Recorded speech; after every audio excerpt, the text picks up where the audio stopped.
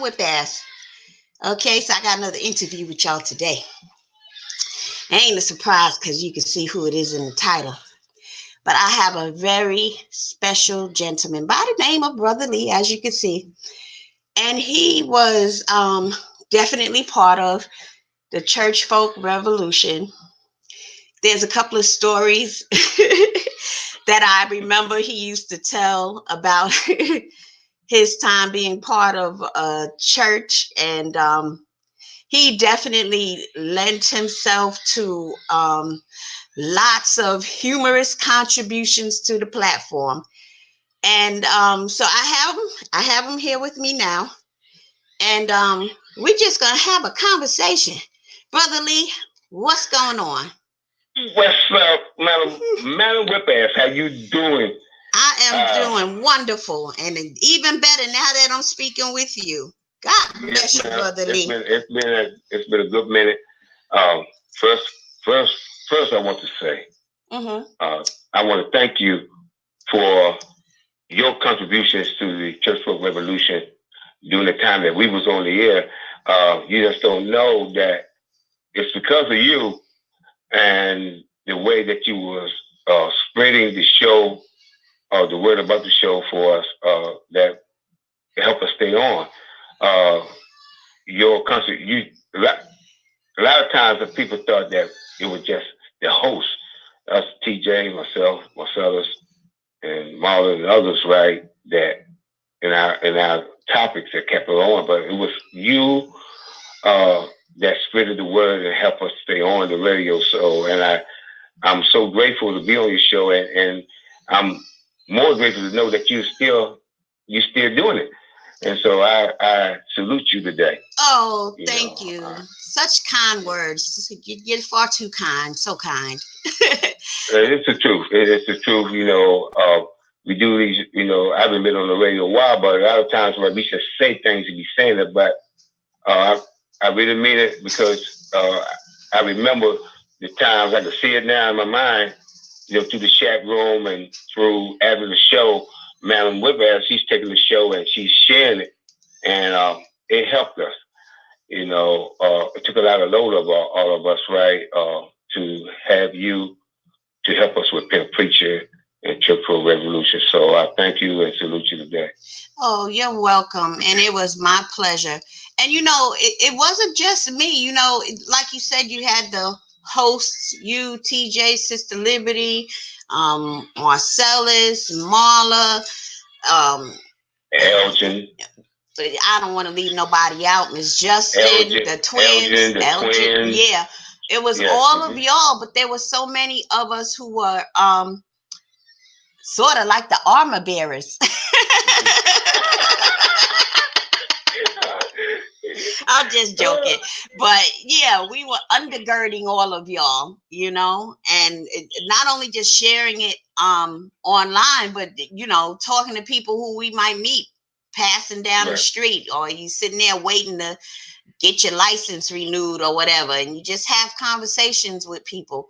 Um what Tell me about how you became affiliated with CFR. Well, mm, I was my background.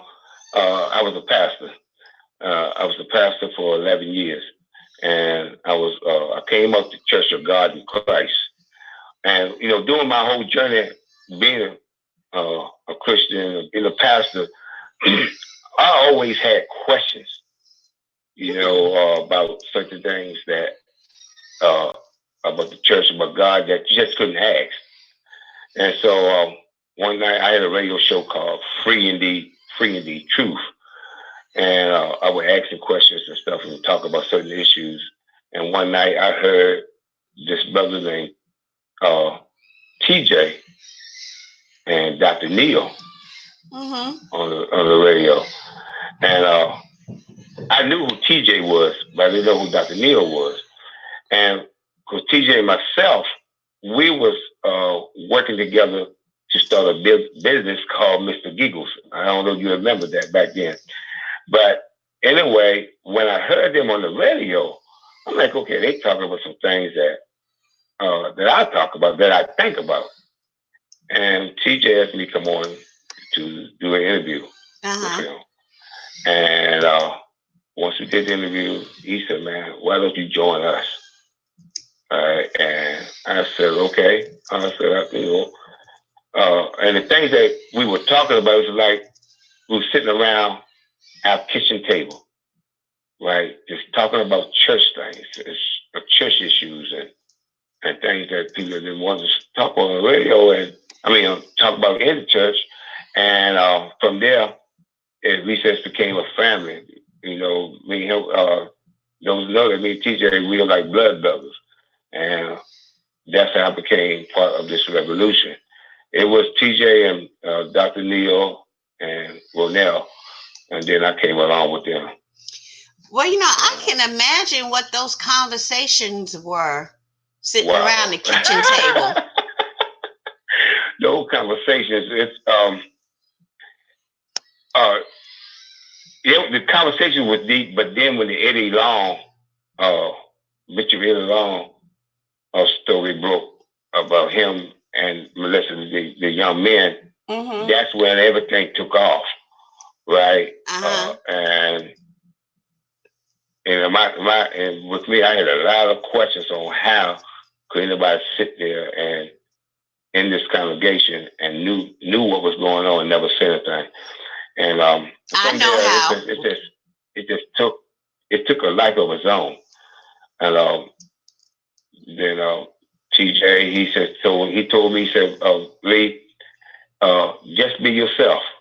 And when he told me, when I had the rings to be who I, say the way I said it, you know, as I'm humble, but at the same time, I was free to ask questions, to say the things that a lot of people was afraid to say in the church, but was thinking it.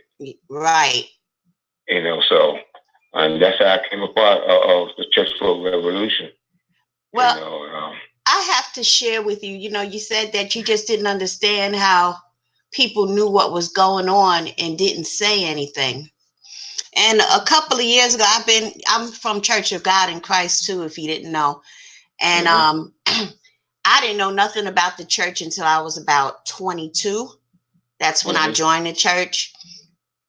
And I had a friend there who was a minister, and we used to talk all the time. And a couple of years ago, we were on the phone talking, and the conversation might have came by way of talking about Eddie Long and all of that. And so during the course of the conversation, he was like, he wouldn't, I had asked him, I said, if you knew the pastor, you knew for a fact, you saw it with your own eyes, you walked in on the pastor molesting a child, how would you handle that situation?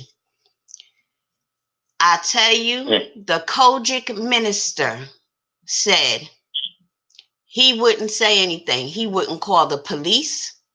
And he got real emotional when he brought up the police. He said, because, they don't care no way and you can't trust them. I said, well, would you at least tell the mother? He said, no. I said, would you at least have a conversation with the pastor? He said, I might have a conversation with the pastor. So I said, you would keep quiet and allow this pastor to continue to molest the child and possibly other children? And he was like, I would just let the Lord take care of it. And there's a different way you handle things in the church than you do in the world. And I had said to him, I said, okay, suppose you found out that he was molesting your child. Oh, he got so heated and upset. And he just went on this tirade, and I was like, "Oh, right, I get it, I understand, because it's your child now. You gonna do something about it. It's your child now. You want to see the pastor locked up." And after that conversation, well, when we first started the conversation, he said he wouldn't do or say anything about it. I hung up on him because it got me so angry. I really hung up on him. And like for 5 minutes, I'm pacing around the house, mad. And I said, you know what, Madamwhipass? Call him back and record the conversation. And that's what I did. And after the conversation, I recorded it, ended the call, and talked to him again since. You can't be my friend if you can earnestly know a child is being molested. You won't even at least tell the mother. You saying that even to this day, I had a conversation with someone last night about. Um, I said, go ahead and Google the word pastor and molestation, and tell me what comes up. I said, and because still people have a way of saying, no, not my pastor. Don't put your mouth on the man of God. You shouldn't have said this. You shouldn't have said that. And one of the things I used to say on the radio a lot back then. I said the church is the most dangerous place for a child. Yeah. Yep. Right, and I know that sounds real rough, right? But it's the truth. It is, because when you know the truth about a lot of gospel singers, and if they tell the truth, we go back to James Cleveland and so forth and so on, and you find out what really went on in these churches and what happened to him, and the allegations against him. People, we like to sweep that kind of stuff under the rug. Mm-hmm. And so it's very sad that still today a lot of this stuff is still going into the churches, and like you were saying, people don't want to speak up. They don't want to say anything, and that led me to you get burnt out. It's like people really don't care. So it's amazing, that after all these years, people still see things going on within the church, and they are so afraid to say anything. I don't understand what they would be so afraid of. Unless it's just a combination of their whole life being wrapped up in that congregation, in that ministry. It could be only that. It could be that, and I don't know. Well, I could tell you what they're afraid of. When you've been brainwashed to believe that the man or woman of God is higher than you or superior to you, you are brainwashed to believe that you can talk against this man or woman of God, so you don't say anything. You see the wrongdoings in the church, and you let it go on, right? You just let it go on until it happens to somebody in your family. Mm-hmm. It's almost like if you remember when the AIDS epidemic came out, people didn't want to talk about AIDS or anything until somebody with AIDS, somebody in your family attracted AIDS, right? Then all of a sudden you start to look into it and understand it, more. Same thing about homosexuals, homosexuality. We talk so much against it until it's one of your children or your brother, your sister. Then all of a sudden, right, you got to say something about it, or you have a heart for those, because now it's in your family. And so it's the same thing with a child being molested in church. We don't care until it's one of ours, and because we've been so brainwashed that you'll talk against a man or woman of God because we put them up on that level, right? That they are superior, they are higher. That you just don't do. That's a no, right? And that's one thing about the church folk revolution. We never put anybody on a pedestal like that. We bring you down. We bring you down off that pedestal, and we go at you. So I tell you,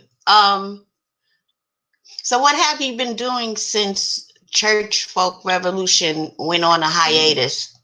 Well, um, I left when you called me. You said that you wanted to have this interview. I just went back and looked at the show. I did not realize that uh, we've been Church Folk Revolution started over uh, 12 years ago. I'm like, wow. Whoa. The original one, and then in 2010, right, 2011, that's where the In It Long thing came out. And I'm like, wow, we've been off the air for the last 4 years. And so since then, I left New Orleans, came back to Virginia, and I became a chef. Went to school, culinary school, and I became a chef. I found my ministry in cooking, feeding folks, and I walked away from Church Folk Revolution because the very thing I felt that the very thing that we were talking against about the brainwashing we was becoming, right? Uh, and one of the reasons I felt that is because we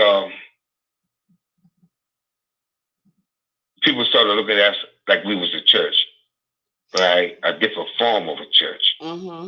And we weren't a church. We wanted to. My purpose was to allow people to be free to know God for themselves, not to know God the way I want you to know God, right?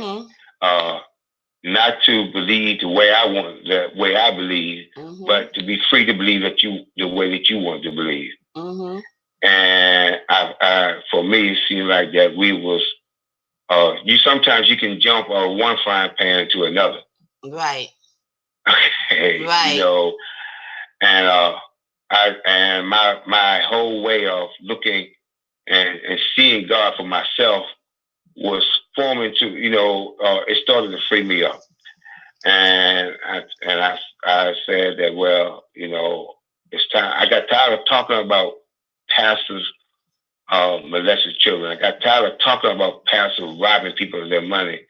We were doing this every day, talking about the same thing over and over and over again till it became grainy, and you start to lose your joy. Yeah. And I didn't have no more joy, in it. It just seemed like we was always fighting against the pastor, and I stepped away and came home, and I started going to another journey and starting to create my game and create my rules, and I started ministering about my freedom, how I see God and stuff. And I said, well, and that's and I still there's people that's part of Church Folk Revolution back then. We are still talking. We talk almost every day. TJ, myself, Marla, Sister Liberty, Marcellus. I talk to him every once in a while. It's amazing how much we have grown to think, to be free, to think the way that we want to think and believe in God the way we want to believe in God. And so that's what I've been doing. I have people still ask me, about when I come to this church and just speak about certain things because I am what consider a free thinker. I said, no, if I come to your church, I tear it up. You disband it. Don't invite me. Don't invite me. I wouldn't invite me. I wouldn't invite me in your church. Oh man. Wow. And so you are the first Kojic pastor I have ever met that has left the church. And wow. Yeah. And I can, being a part of Church Revolution and dealing with the issues and the topics and the situations that we were dealing with, you know, frequently throughout a week, and just dealing with the articles of, you know, the news articles, this pastor did this pastor did that, it can become quite overwhelming.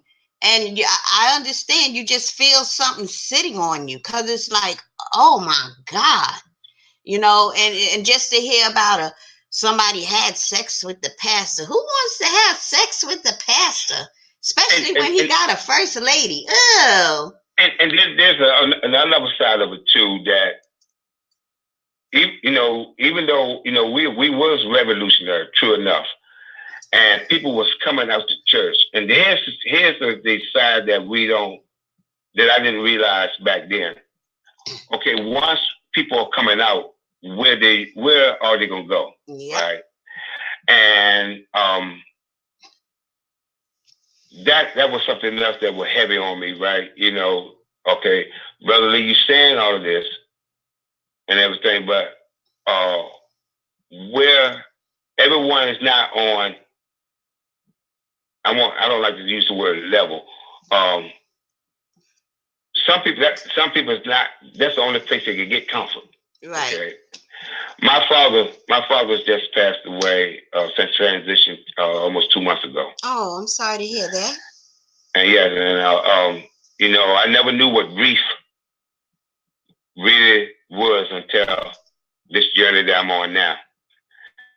You know, we can say, you know, when a parent, you lose a parent, you can say, we know how you feel, this, that, and other. Well, you really don't until you go through this. And I say that to say this, that my mother, she had to find comfort by going back to the church. And now I understand that. Right. You know, and I'm like, wow. I'm like, well, Mom, I said, if that's what you need, then by all means, do whatever is going to comfort your spirit. Right. And it made me think back to those times, right, that, you know, when we tell people, you know, myself, telling people, you need to come out of there. You know, don't do this, don't do that. You know, the church is this and that, you know, but not knowing they didn't have a place they could fellowship, right? You know, that's important. That's important. So it takes a lot of growth, especially when you've been doing Church Folk Revolution for a period of time, at the way that we was doing it, right? It also takes a lot of growth for us, and say everybody can't do it the way that y'all saying doing it, right? You know, everybody's not at that place, right? You know, and so that was another reason why. You know, I said I never wanted to be. And I told TJ from the very beginning, I said, once we get to a place that people start following us and the way we believe, then we'll doing this. We'll end up doing the same thing that we are talking against, right? And so you got to be able to find comfort for yourself with the God that you know. And then at the same time, as TJ and myself were talking last night, really, we all don't know God the same way. We don't not know. We heard of the same God, but we don't know the God. You know, the same way. We don't. And how can you really know God the same way if you both have been on different journeys, dealing with different issues? Dealing with different issues, different journeys. There's some things I've been on my journey that's not in that book. Wow. I guess you're far out. Let me repeat that. There's some things in your journey that's not in that book. If we be truthful about it, you know, and so just saying that alone, it's like we got to really know this God for yourself within yourself. Right? There's a gospel according to Madamwhipass. There's a Mm-hmm. gospel according to me. There's a gospel Mm-hmm. according to TJ and those who listen to to this radio show. There's a gospel according to each one of us. Mm-hmm. And and once we understand that, that's when we know God for ourselves. Mm-hmm. And that's where I'm at. Let people be who they're going to be and believe the way they're going to believe in their journey with God. I like the revelation that your mom needed to go back to church to help her get through this grieving process. And the church really, it's I just want to say church, I don't want to come off as if church is like the most horrible thing.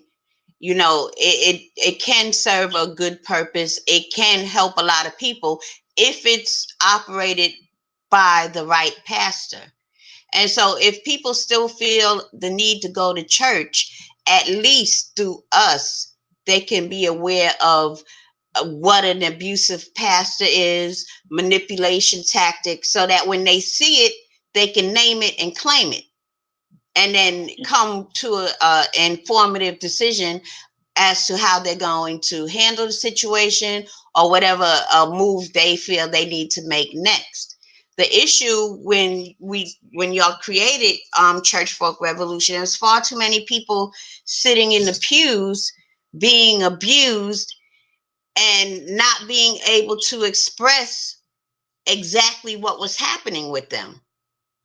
Well, the problem with the church, what I see is that the foundation of the church is love. Mm-hmm. Okay, we the definition of it, of love, we don't see in the church at all. You got to do A, B, C, D, right, in order to feel or to be accepted within Mm-hmm. the church.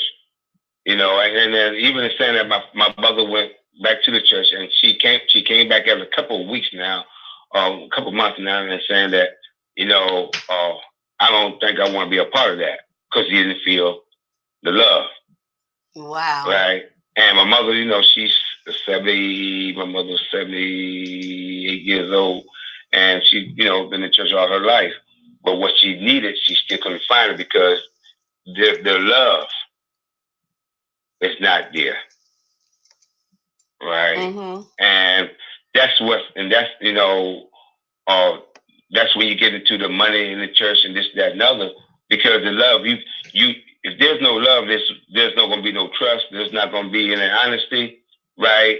Uh, there's not going to be care for one another, Mm-hmm. right? You focused on, you know, uh, every Sunday you're going to get a fix from a pastor telling you if you do these things, you sing like this, you look at your neighbor like this, and do all these work on your emotions, Mm-hmm. but you're not being really loved. Once you go home and that feeling goes away until you go back again for the next fix. And as you notice, even though we were revolutionary in what we did, uh, the growth for the church haven't stopped. You know. No, it has. The growth of these mega churches has stopped. And Well, and if in some parts, down in Atlanta, I look at I well, the growth of the church has stopped to the point of the young people and stuff. Yes, mm-hmm. but still, you see a lot of they are changing their message real quick. If you notice, they changing a lot of things, right? Um, they're accepting. I was looking at John Gray Uh-huh. the other day on stage. He dancing, he's singing Michael Jackson. I said, look at this mess here. He's Like saying Michael Jackson in church? Yeah, and someone sent me the video.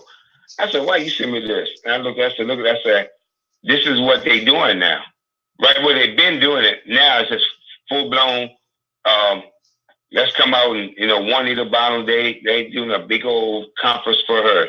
Right, she's a prophetess, a professor, a doctor, and what else? It was about 5 different titles they gave her. Right, I said she's still on the scene. I said, wow. Wow.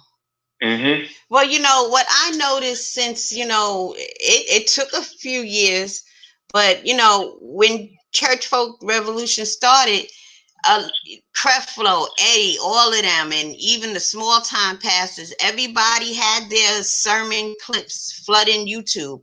And of course, we were dispelling their false teachings and so on and so forth.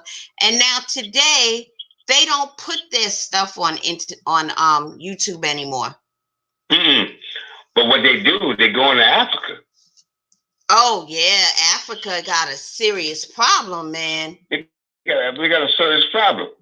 So while they're not on YouTube, right? You ask the question, where are they? Mm-hmm. They didn't stop preaching. They just they going to other places that they not filming and showing on YouTube, and they're allowing these young. I forgot this young pastor. A couple of these young pastors go around and let them do the videos.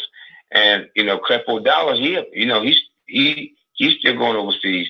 Billy Hen, he comes out the other night and said that his whole prosperity teaching was wrong. And I did see that. Yeah. Right. I said, well, he must have got sick now, and he hasn't got to forgive him, or something happened, But what impact do you think CFR has had on the church and people at large? I think that the impact is from the beginning, like myself, by us coming on the radio every day, talking about issues that most people thought about. You can hear us say, you can say that, wow, I'm not crazy. I was thinking about that. Right. And that's the impact. It allows people to be free to let you know, number one, you're not crazy. Number two, there's nothing wrong to question. Mm-hmm. That thing that's inside you that you always thought about. Right, but you were told you don't question the man of God, you don't question God, right? Or if you do, you can go to hell. You come to find out there's nothing wrong with that, and you find out that there's other people that think like me. Mm-hmm. And that's the impact I think that we had on a lot of people. There's a lot of Brother Lee's crazy like him out there thinking that stuff. Yeah. There's a lot of TJs, there's a lot of models.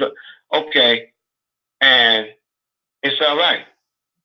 And when people say, well, it showed a lack of faith when you start questioning God. Well, I looked at the opposite. It showed me that you got a lot of faith. Mm-hmm. You had enough faith to question what you were taught, and now we're gonna be the beginning voice of that, and to give you a voice. Now the fears off of you, and now the scales are off your eyes. That it's all right to question these things. It's all right to question the Bible. It's all right to question the pastor. Mm-hmm. There's no one. There's no one thing. There's no scripture that you cannot question. And if you within yourself, if you search within yourself deep enough, you will find the answer. And the answer might be, this is a straight up lie. That might be the answer. And that's the impact that I feel that our Church Folk Revolution, for the most part, gave a lot of people that was in the church. Mm-hmm. What are one of your most memorable moments from the platform? Was it a The most memorable moments from the platform, it were from a Church Folk Revolution. It was the time that we did when we was helping people with food, and we didn't, no one, we didn't ask for any donations or anything. When people call us and they had a need, we was able to come together and help people.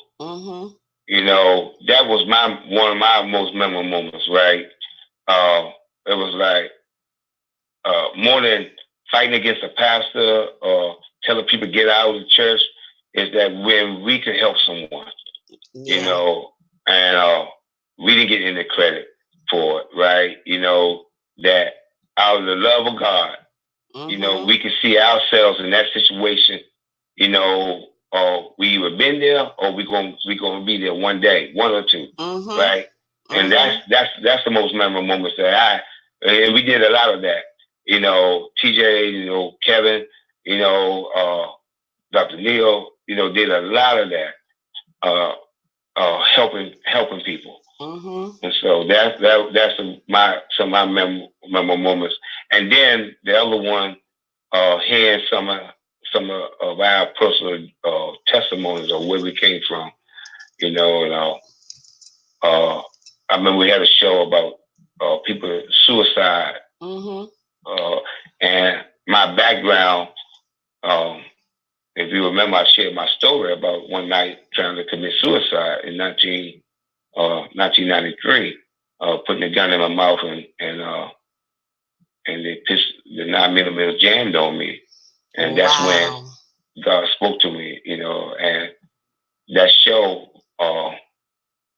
was one show that led to 3 episodes that helped other people who ever thought about committing suicide. So those things kind of stuck up for me, helping someone on this journey called life in a capacity that we could. And you see, in that moment that you had a gun in your mouth, you just thought, this was the end. There was no other way out. But you see how God used that, your deepest, darkest moment, and used it years later, decades later, even to help somebody, help a lot of people. Help a lot of people. And, it's amazing that when that happened, I would say I got hijacked by the church. Once the church found out, what happened, then I end up in the church, and then I end up, sharing my testimony. And then once I started sharing my testimony over and over and over again in church, next thing you know, I become a minister, right? And now I'm in the pulpit, and I'm sharing the testimony, put a scripture with it. Now, then I become a pastor, right? And before the pastor, I was an armor bearer, right? Wow. So I got a mentor who's teaching me, at West Jacksonville Church of God in Christ down in Jacksonville, Florida. He's become my mentor, and I'm learning how to preach. They called me Baby T.D. Jakes at the time. Wow. And stuff, and I become good, working on how to work on people's emotions and stuff like that. How to speak in fake tongues, and yes, I said fake tongues, and stuff like that. And so wait. Slow down. You learned how to work on people's emotions? That's what the church does. That's what the pastor does. You learn how to work on people's emotions with the music, right? With the how to preach the certain sermon, right? That's what the whole game was about. How to preach. I remember preaching one sermon. I remember stepping in the pulpit, and I said, "You all looking at me like, can he preach?" And I'm looking back at you and wondering, do you know what preaching is? Wow. Right. And I knew what I was saying. And it's all about, how to work on people's emotions to get them to not financially, but to follow you to say I got to come to this church, right, and follow this man and woman, because I can speak to that part of you. Being I come on, from a suicidal background, and the Church of God in Christ, you and I both know about the money hole about the Church of God in Christ. So Brother Lee comes from the suicide, so he can work on people's emotions from this place. He can talk about the woman with the issue of blood, right? That if I go only touch the hem of Jesus' garment, I could be made whole. But before I get there, right, there's a place that I feel like I want to give up on life. Brother Lee, he can preach that. And that's what this. That's why I don't. When people show me they can, sermons they can preach so good, I'm like, that's what emotions. Until you can reach, they can bring you. I spent I know over $50,000 or more given to the Church of God in Christ. Wow. I know over 50,000. At the at the least. And I was taught how to work on people's emotions, and so and I know it's very, people are like, wow, but when you think about it, if you can get someone, I don't care if it's from look at your neighbor, it's a neighbor, and you keep doing that over and over again, but I'm speaking to something, trying to get a reaction from you. If I don't get it this week, I get it next week. You keep coming. Wow. Wow. Somebody in the chat says the black church is a detriment to the black community. What do you have to say to that? Well, I think that the black church has done more harm to us as a community than a liquor store. Wow. That's my opinion. No, it's okay. You're free to have your opinion. I'm not saying I disagree. That was just a very profound statement. The black church has done more harm. I'd say this, and it's not that I'm trying to watch my words. I'm trying to make sure I say it in a way that people understand it.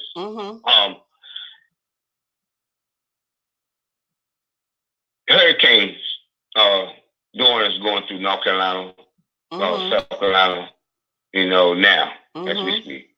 Last 48 hours. Right? Okay, back up to Hurricane Katrina, New Orleans. I've witnessed that the mega churches, big churches, left the black community there. Right, left them there. Yeah. And they're not, they didn't help build New Orleans up or anything. Right? Everything's the police brutality in the black community and everything. The churches, the pastors is not doing anything. Right? They're just telling you, come on in here. Right? And they're still teaching tithes and offerings, and people are going broke.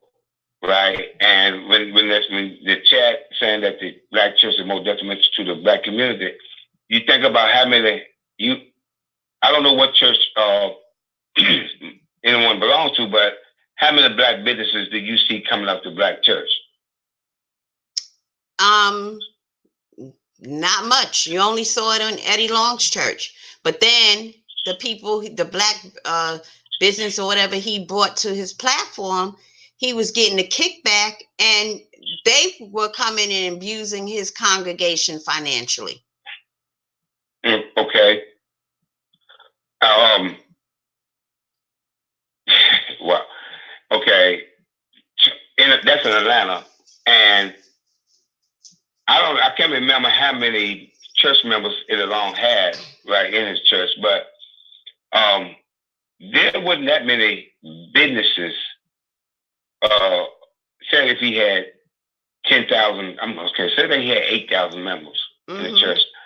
If he had 8,000 members, I'm pretty sure that he probably didn't have no more than maybe 20 big black businesses coming out of his church, right? Wow. Because for the most part, if if a pastor, a mega pastor, teaching about black having a black business, then and they're gonna support you, then you're gonna pay that pastor and all that and that church for helping you, or they're gonna be a part of your business. Mm-hmm.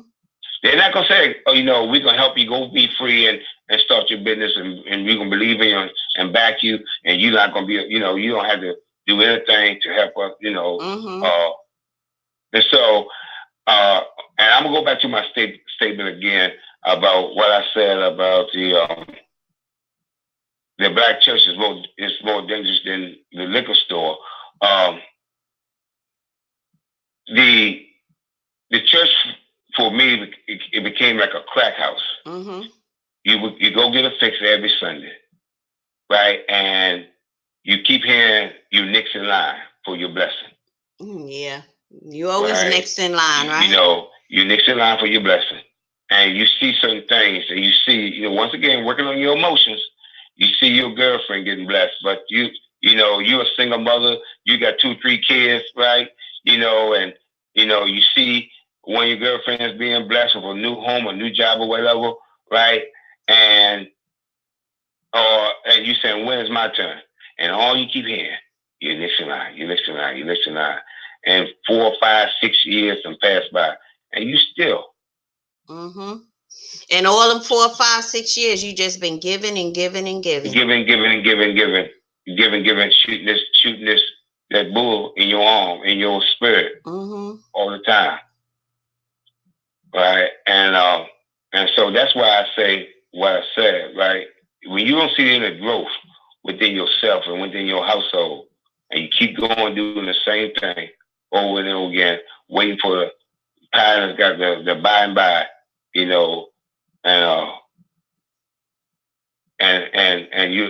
there's no spiritual, financial, mental freedom. Mm-hmm. Then why are you there? What do you believe? And then at the same time, this pastor is living this life, this lavish life. Yeah. And not working. Not working. And driving the finest car up to the church while you getting off the bus. The preaching and preaching is the most easiest thing to do. Yep. Writing a sermon is the most easiest thing to do. I'm telling you, writing a sermon and getting in front of a microphone and telling you to turn your Bibles to this scripture here is the most. If you know, I can make a sermon out of hickory dickory doctor, muscle it up the clock, and make you scream.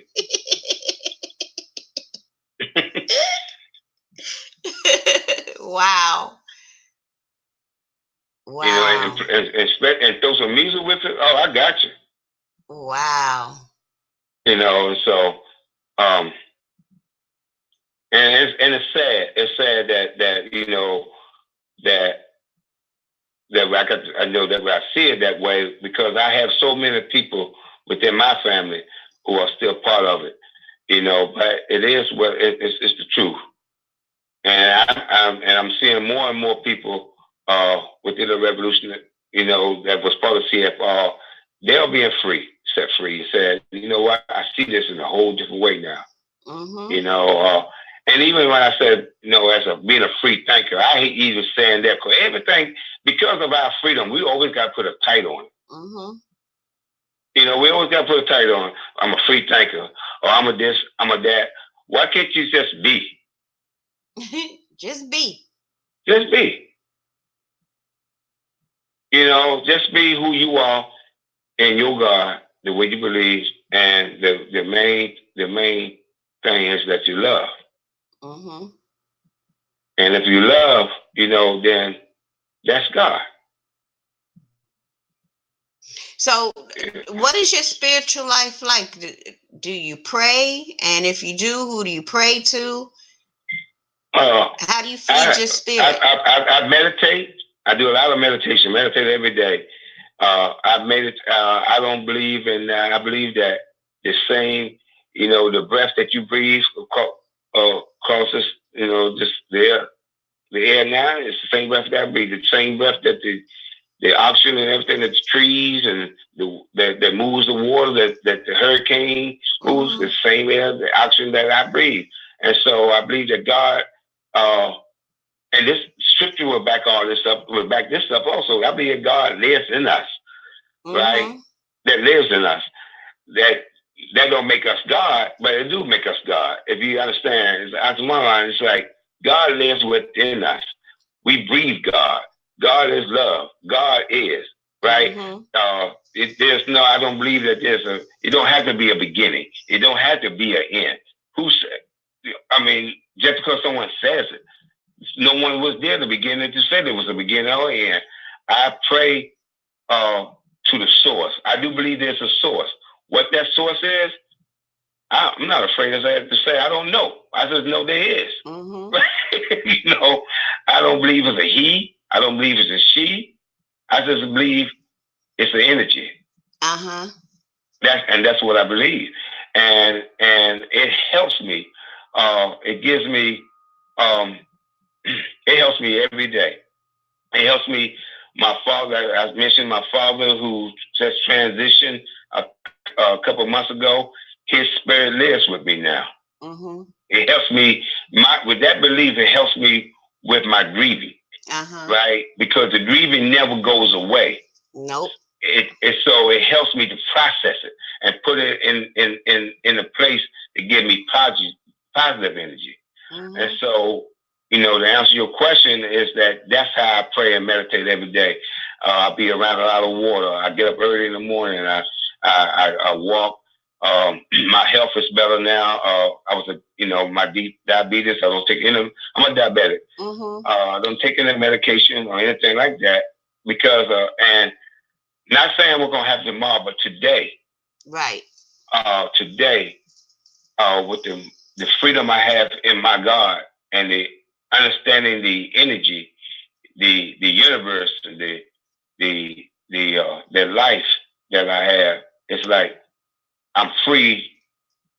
I'm free in the source, and the source love me. I love the source, Mm-hmm. and that's how I hope I explained it well, but that's where my spiritual journey is at now, and uh, and I'm so free with it. You can't find it in the book, right? I don't believe like anyone. I Mm-hmm. don't have to write it down, right? There's some scriptures that helps me. Mm-hmm. Some I don't believe in. People say you can't pick and choose, right? So what you believe in the Bible? I say, who said that?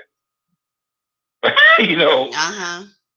I'm free to do that, right? Uh-huh. You know, because I understand my spiritual journey. I understand uh, the source, the God that I believe in, and uh, that's where it loves me, and I love that it whatever that we and I I can't find a name for it, so I just call it the universe. Mm-hmm.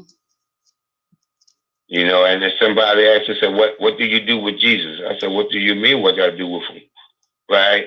Mm-hmm. I said, I just I believe that this man lives. I answer all these questions that people maybe be wondering that's listening.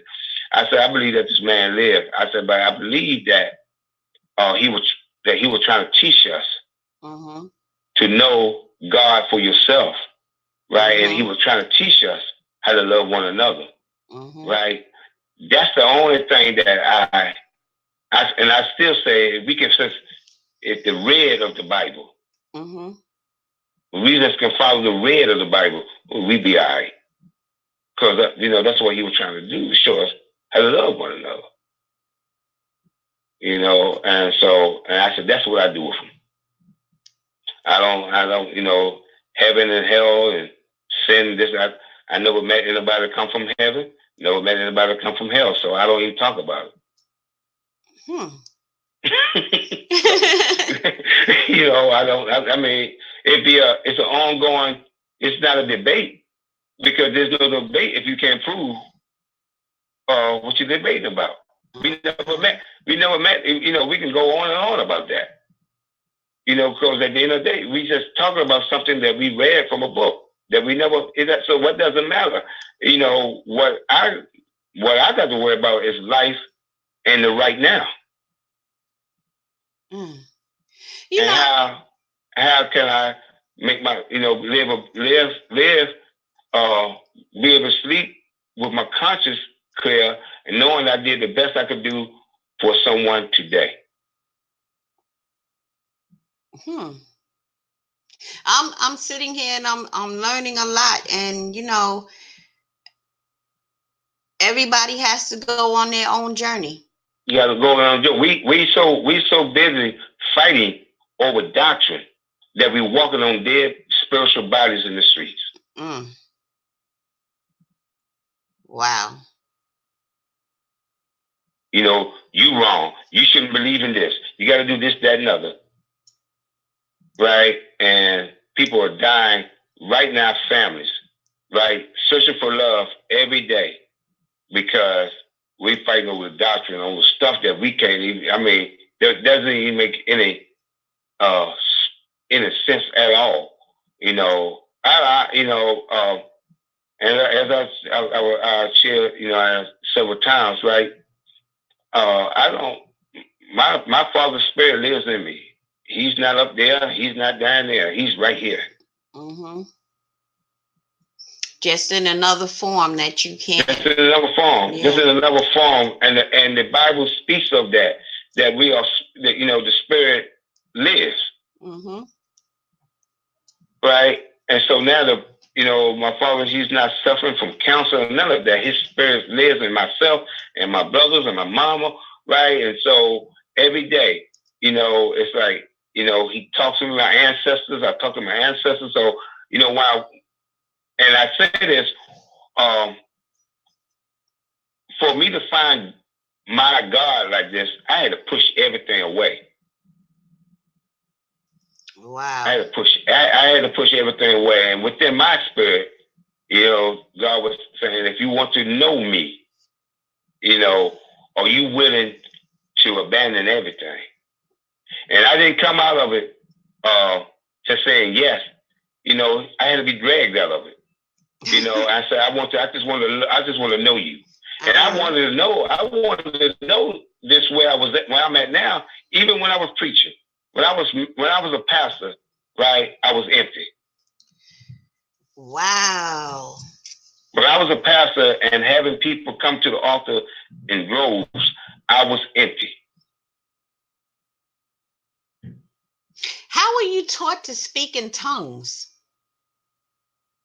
Just like, well, like anything, number one, when you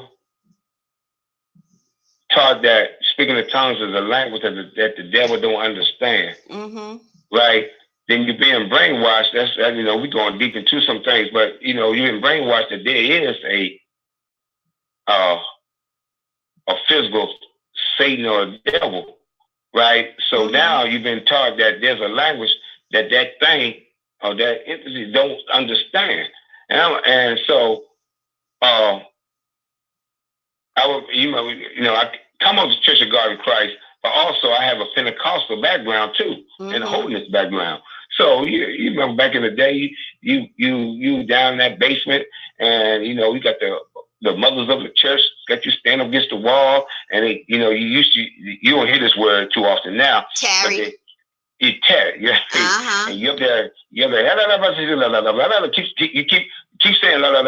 saying keep saying it, and I kept going and going and going, weeks after weeks and weeks, and kept saying, I never forget. I had my son who is now 31 years old, but at that time he was young. He had to be like 6, 7 years old, and he was like, "Dad, can we go home?" And we down in the basement, and I'll never forget. And I said, "Hold on," I'm like, "Son, sit down over there." Right now, my son's sitting over there on the side, and he got all these men and women down in the basement in the church, and got these mothers of the church telling you, keep saying la la la la la la la la la la la la la. I'm saying to myself, okay, I'm getting tired of this here, so I'm gonna just make something up, right? And all of a sudden, I remember kid, I said something like, oh, Lord. and she said, and I never forget one of the mothers said, you got it. You got it. And I said to myself, I said, I ain't got nothing. Right? What? And I never forget, I got in the car, right? And I said, oh, they think I got it, so I go ahead and just go ahead and let's work on this. Ida Shabo Shikaba. I have Shikaba. What? And I went on for years, right? I'm like, this, and then as I went on studying the scriptures, I said, this ain't no language the devil understand, right? This is just something that you made up, that you made up. I said, none of this is true. None of this is true. I don't care. And people can believe it all they want. They can say they feel it, right? They can feel it, whatever. But I believe there's a negative and a positive to every situation. Mm-hmm. I believe that. There's a consequence to every action. And so you don't need if you think negative, certain things going to happen. And life, Mm-hmm. just the journey of life. So you don't need a special language. I could speak in these fake tongues with the best of them. And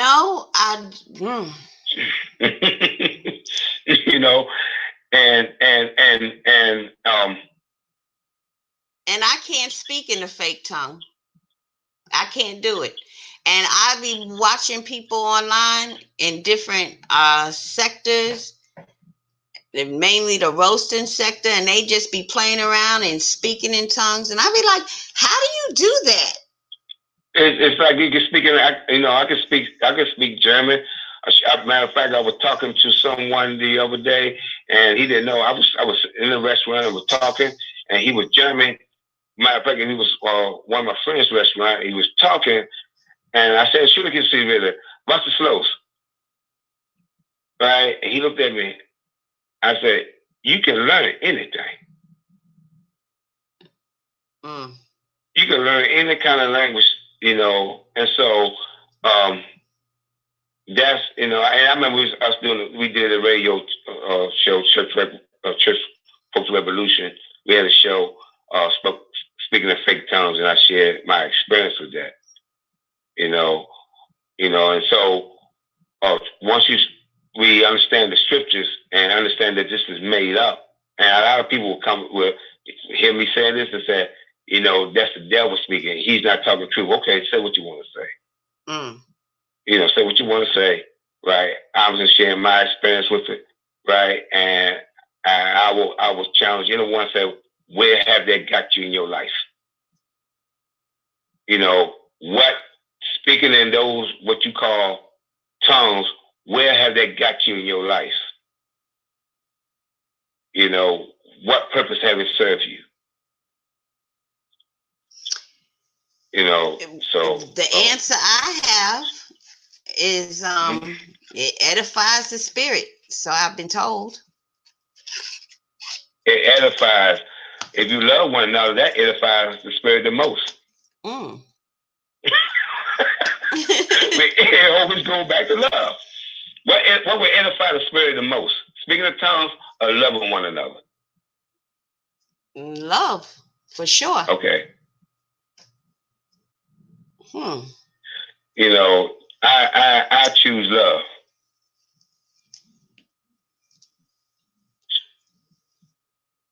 And so, and that's once again, that's the freedom of belief. And that's where I say that if you're not free to believe and free to love, then everything's a cult. You know, if we got to believe the same way, right, you know, then that's a cult. You know, and you know, so um, and that's you know, I share these experiences, right, and I feel so liberated, right, when you know that I'm able to um, walk this journey. This spiritual journey is one that can nobody walk with you. mm-hmm. It is. You gotta That no walk one this can walk. thing You got to yourself. really, you know, you got to really say, God, I want to know you for myself. Mm-hmm. And that's the way for me, I had to get to that place because my mother tells me that she said, you always, as a child, you always was searching for God. Mm-hmm. You know, and we always want, and see the other problem, we always want to be accepted. Right. You know, we always want to be accepted. We are pushed by other people's opinions. You know, I have more people that love me, Brother Lee, now because I walk in this freedom. Mm-hmm. Because really, really, I do care what people think about me, but at the same time, I care more about you being free to be who you are. Mm-hmm. You know, to be free to we only get this one life. Mm-hmm. You So know, you might as so well be free. you This gotta be is, free in it. yeah, what You gotta be sense? you gotta be free in it. Uh-huh. We knew our people knew who God was before a 1611 King James Bible. Come on. That's true. Our people knew who God was before someone gave us a King James Bible. You know, so I did a lot of research within my family. Found, you know, my fourth generation grandfather, my grandparents was on both sides of my family. Mm-hmm. Right, and I'm like, wow, okay, you know. So a lot of things changed in my life, you know, and I'm grateful, you know, that I had a chance, you know, that to to experience this, and I know who I am in God, in the source, in the universe, wherever, you know, whatever the entity is, you know, I I feel good in that. Mm-hmm. I'm You know, I curious feel so about free. something. I would Mm-hmm. like to hear your view. Do you remember several months ago, you know about the Sentinelese people on the Andaman Islands? Yeah, what kind of people? They're called the Sentinelese. They are people, I don't know how they got on this island. This island is like right across from India, I believe, or Pakistan, one of those countries. And they're African people. They're very dark people. They have their Mm-hmm. own Mm-hmm. language. And I don't know if you heard in the news that a white man, nobody has been on that island forever. If you come on that island, they will kill you. And so they are the only nation of people who have not been touched by white supremacy. They don't care if you white, you black, whatever. You are not to set foot on this island. And a few months ago, a white man went on the island with his Bible, and he got on the island. And what did they do to him? I think um, they didn't kill him immediately. The first time he got there, I think, I don't know.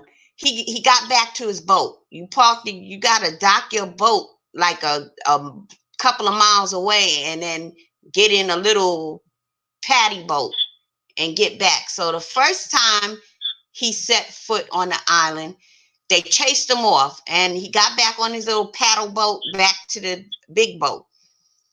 Um, he comes back like the next day. They break up that little boat that he swam from the big boat, or that he got on from the big boat. They broke it up. He had to swim back to the main boat. He came back the third time. They spear chucked his behind and buried him in the sand. I remember that story. I remember that. Yes, yes, yes, yes, yes, yes, yes. And I I was remember that story. Mm-hmm. I was wondering, what are your views about that situation?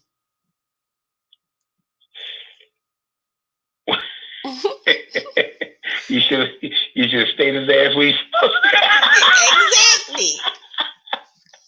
That's my view about that. I know the Right. man died and everything, but that story just tickled me so. Yes.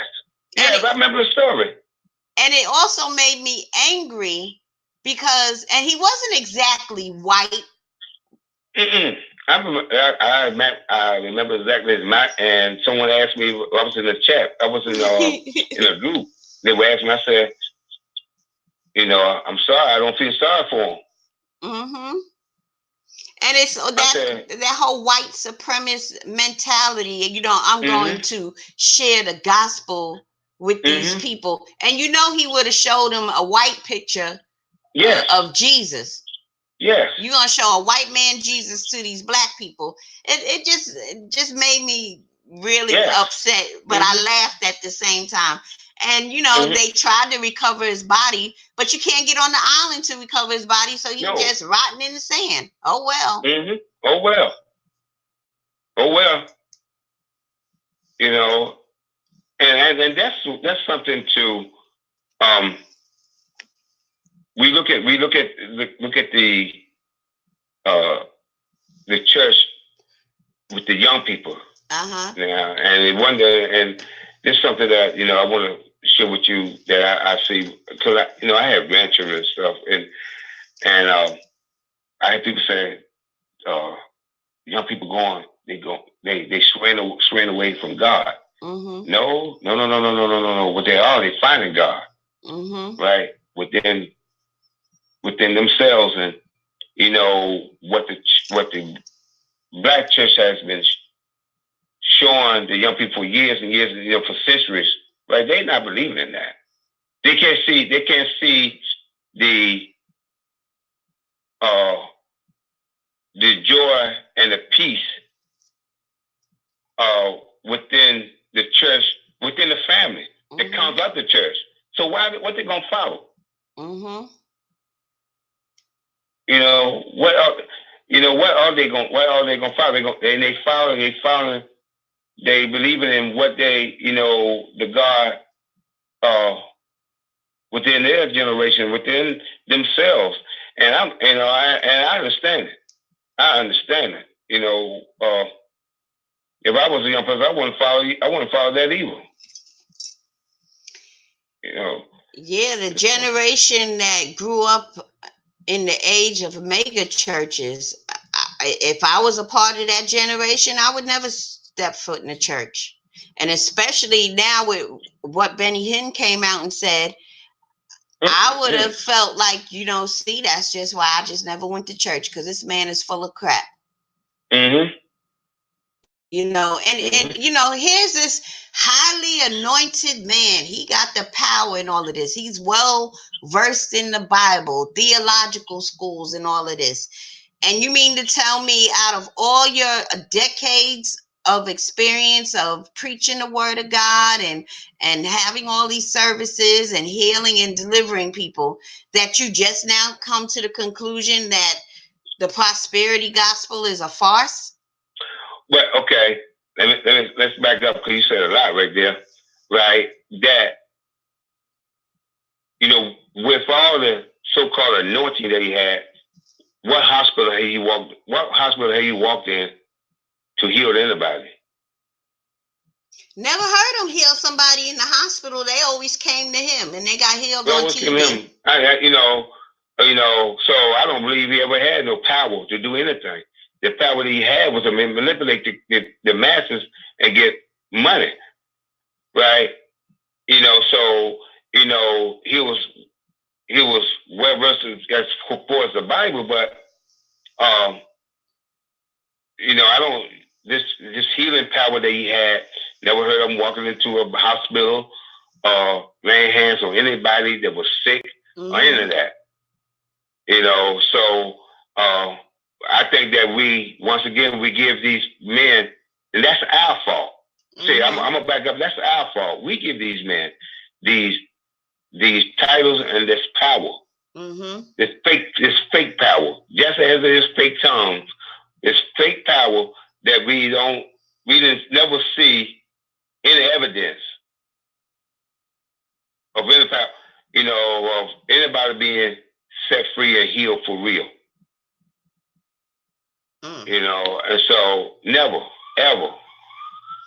So now, if he is sincere in terms of how he said he had to repent and all of that, okay, so over 30 years, you've he should been get some money back, exactly. some refunds. What is he gonna do?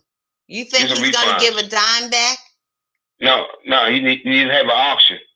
And it may be impossible to reimburse every individual who has given you money, but what you can do is set up some programs in different communities. You can give it back that way. That Give will some help. give some reparation from his congregation. Mm-hmm. Okay. Yeah. Yeah.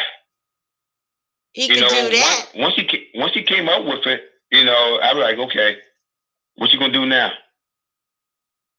Nothing. Probably come up with another scheme, another doctrinal scheme like the prosperity gospel. Or now, if he was sincere, you remember Courtney Peterson? Yeah. And his wake up call about hell. Mm-hmm. And he came on the Oral Roberts Church, and what he did, he started teaching his belief, and he didn't care. He didn't care how, because I mean the church just threw him away. All the preachers threw him away, saying, we don't need you no more. You're no good. What you're teaching comes straight from hell." And he said, "Well, what did he start teaching?" He started teaching exclusion. He didn't believe in hell. Oh. Mm-hmm. He didn't believe in hell, and he's doing well. I mean, he's not the big cotton person, but he's free. Mm-hmm. Wow. I every once in a while I listen to him and everything, but I could tell freedom. One thing about a free spirit recognizes a free spirit. Mm-hmm. You just recognize freedom. And, I recognize, I said, this man, he's free. He's free. He might not have all the glam and, up there with the mega churches, but he's free in his soul. And that's, I can appreciate that. Someone that's free within themselves. I have no problem with anybody telling me, said, "Burley, what you saying is that's rough, and this, that, and other, but I respect you." Because TJ and myself, we talk. Like I said, we talk often, and being able to, say, "Hey, bro, I respect you, and I love you." We're not supposed to see eye to eye, but you're free. But you're free. And that's and I say this, to with our interview today. I really appreciate you allowing me to share things from my heart. That I'm free to share. Like, this has been a while since I've been on the radio. We don't do anything scripted, anything like that. And I was wondering all day. I said, okay, I'm gonna say this. I said, well, and I told teacher, I said, Madamwhipass gonna allow me to be free on the radio on a show. Yeah, exactly. This is another, and that's what I hope that people, your listeners will get from this interview. That there's nothing wrong for you to be free in your God, your way. And there's a gospel, of course. The gospel is good news. Good news. Good news. Good news. And the good news is that the universe, God loves you, no matter what. And you free. They only made one you. Only one. Only one you. And you only have one life. You only have one life. And whatever freedom is for you, you need to grasp it You need because to grasp it. it doesn't make any sense to go through life in bondage, all bound up in your spirit, confused, depressed, feeling downtrodden. It just makes no sense. You got to get You free. know, if I know we want to close, but I want to share this story. Happened about maybe less than a year ago. I Uh-huh. was in a CVS drugstore, Uh-huh. and I was picking up a prescription. Mm-hmm. And while I was getting a prescription, there was a gentleman and his daughter sitting at a table inside of CVS. Mm-hmm. And the older gentleman, came up to me. I posted on my Facebook page a while, the day that it happened. Came up to me and said, "Excuse me, may I pay for your prescription, please?"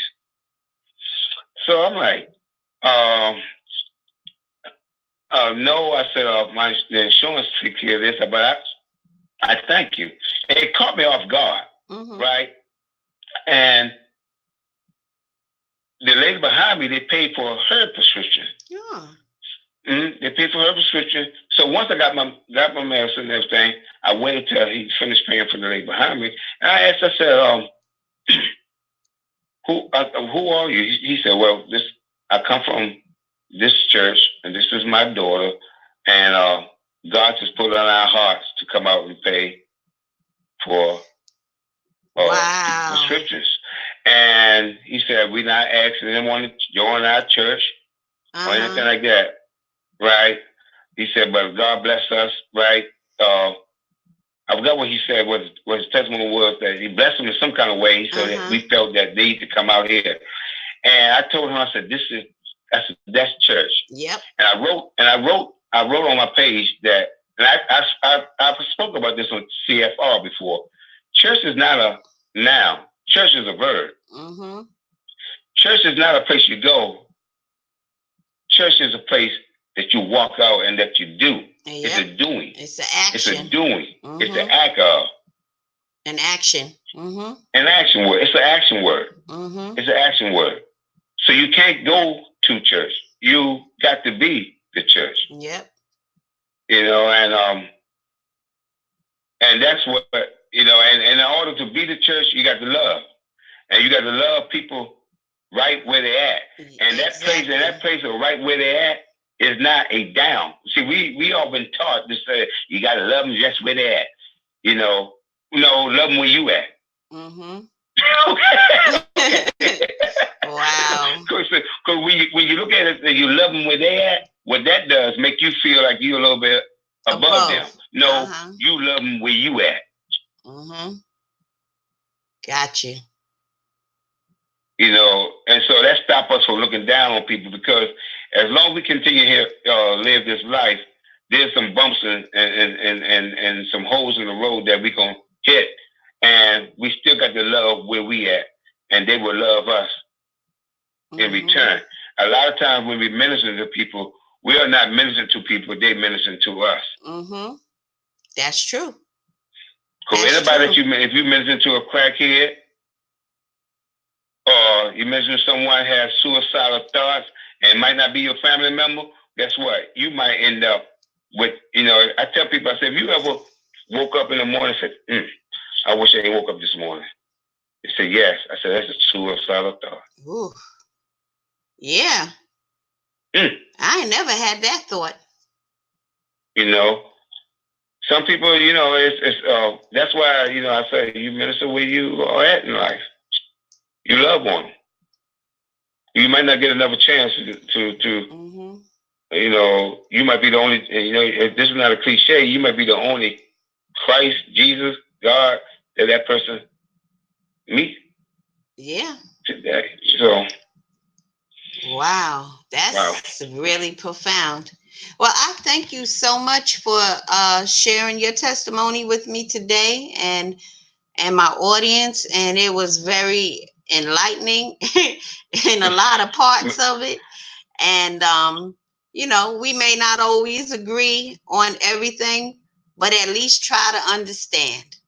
That's it. Start Try to there. understand. Start there. And I thank you, Madamwhipass. I love you. I thank you so very much. And I look forward to what you're doing. I know that you are. I'm glad to see you still out here.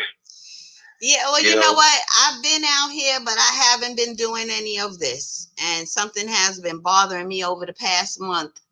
And I'm like, okay, I need to get back to the source. Yeah, I was TJ was saying last night. He said, man, he said, you know, he said, man, Whipass, she was probably gonna ask you if you think the revolution will ever come back together. I said, oh no. I said, man, I've been No, you don't think the revolution is gonna come back together? Not because we all grown, and we all is everyone has different journeys in their lives now, right? So, and everyone's beliefs are different now. So, I don't think that we will ever, and I hate to use the word ever, but I don't see us coming back together like that, because I know, and I talk to other brothers and sisters, and I don't want to mention no names that's part of the revolution. They are growing, and they are in different places of their lives, and so and they're good in that place. And so I think that what happened back there with Church Folk Revolution was good for its time, for that time. And if we would come back together now, it's something that we tried to make happen. And then the question would be why? What's the purpose? Especially right. That's the I won't say the danger, but when everybody's free to walk their own journey, and you trying to bring that back together, right? That's a nasty bowl of gumbo. Really? Well, I've spoken to a couple of members, and there's a handful who are ready, who are excited about it, and who if TJ would say, "Welcome to the Church Folk Revolution." Radio. Yeah, and when he says, "Let's go," we gonna be gone. And I might have to do a pop up every once in a while, drive through or something. Exactly. And you're always welcome to come on and drive by if that's what you feel you need to do. And if you wanted to get, well, one thing I can do, I can bring you out some food. I can feed you. Oh, you know what? And I know that food is good too. Yes, ma'am. Yes, ma'am. So thank you so very much. I love you. I thank you for taking the time out. To have me on your show. It's been amazing, and once again, I thank you so much for being a part of the revolution. And I thank you all for just embracing me. And hey, it was a wonderful experience, but I still believe the revolution will be televised. Come on. Yeah, I wish we had some music right now. Man. Yes, ma'am. Thank you so very much, Madamwhipass. Thank you. You're welcome. God bless you too. Love you all. Thank you so much for tuning in. That was Brother Lee. Stay tuned because we're going to have more people coming through. Peace. All right, I'm done.